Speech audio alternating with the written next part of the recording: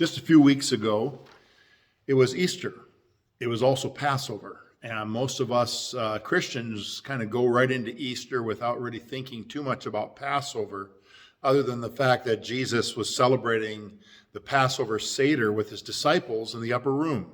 That's why he was there. He wasn't there to have the Last Supper. He wasn't there for any other reason than to celebrate the Jewish feast of Passover. And so everything that he did that evening was surrounding the traditions of the Passover Seder. I have a Jewish friend here in town, and I was talking with her the other day, and every Passover, she takes a large van and goes to Chicago, drives to Chicago, and shops for Passover.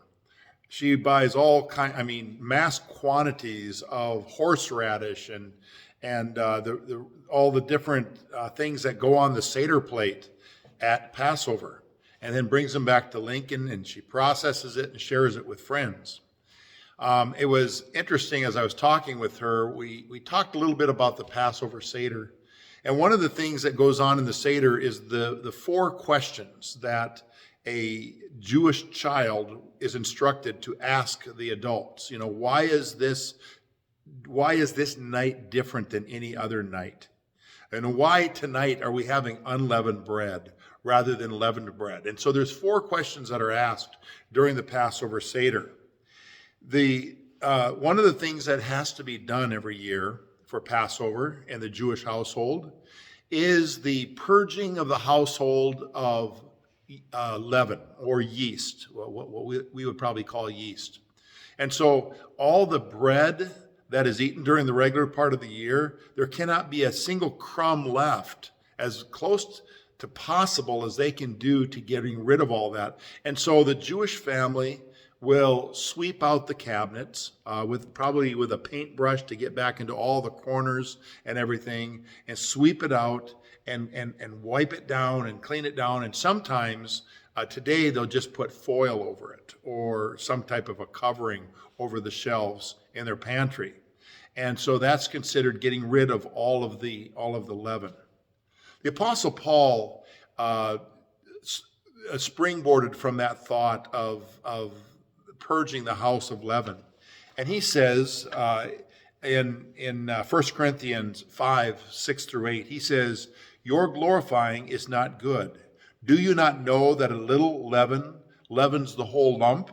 Therefore purge out the old leaven, that you may be a new lump, since you are truly unleavened. For indeed Christ our Passover was sacrificed for us. Therefore let us keep the feast, not with old leaven, nor with the leaven of malice and wickedness, but with the unleavened bread of sincerity and truth."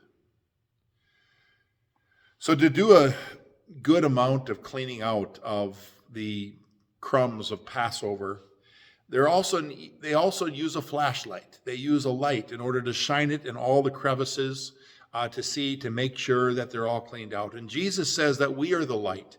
And he talks about that he himself is the light of the world, and that light shines in darkness and can help purge the world of its sin. So the Apostle Paul uses a little different analogy than the Jewish person would today, and he refers to it as purging our lives of the leaven of sin, the leaven of brokenness in our lives, and to be able to turn our lives fully over to Christ so that we can be clean, that we can be made new, and that there's no remaining leaven to be had. It was not until much later in the Middle Ages that glass windows began to become popular in sanctuaries. At first, they didn't have windows when they first began to build sanctuaries.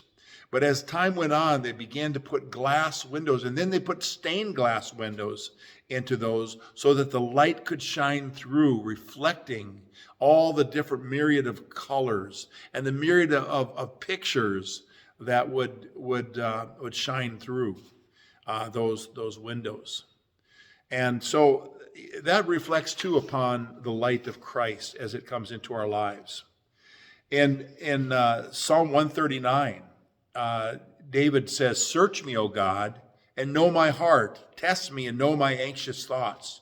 See if there be any offensive way in me, and lead me to the way everlasting. Sometimes what is needed is simply to purge our lives of the clutter that keeps us away from God.